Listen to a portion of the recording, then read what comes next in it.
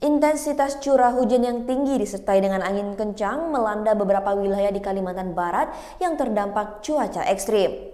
Beberapa pohon tumbang yang mengakibatkan arus perjalanan terganggu dan menyebabkan kerugian material. BMKG mengungkap penyebab dari cuaca ekstrim tersebut. Berikut informasinya. BMKG ungkap penyebab angin kencang yang terpa sejumlah wilayah di Kalbar sepekan ini. Hujan lebat dan angin kencang melanda kota Pontianak dan sekitarnya. Akibat cuaca ekstrim tersebut, sejumlah pohon tumbang terjadi hari ini, Jumat 7 April 2023. Koordinator Data dan Informasi Stasiun Meteorologi Kelas 1 Spadio Pontianak, Sutikno, menjelaskan kecepatan angin maksimum yang tercatat di Spadio mencapai 36 knot.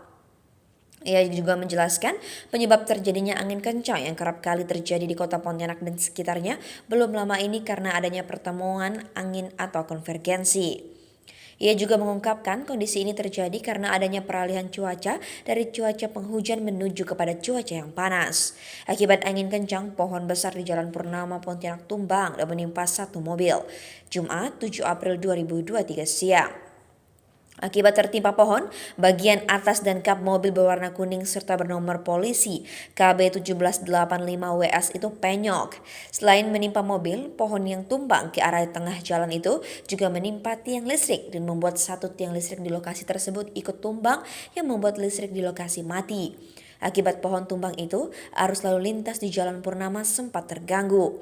Petugas gabungan dari kepolisian, TNI, pemadam kebakaran, BPBD, serta Dinas PUPR Kota Pontianak bahu-membahu untuk mengevakuasi pohon tumbang tersebut. Sekitar 60 menit, seluruh proses evakuasi telah selesai seluruhnya. Tribuners, terima kasih telah menyaksikan berita pada hari ini. Ikuti dan terus saksikan berita lainnya hanya di YouTube Tribun Pontianak.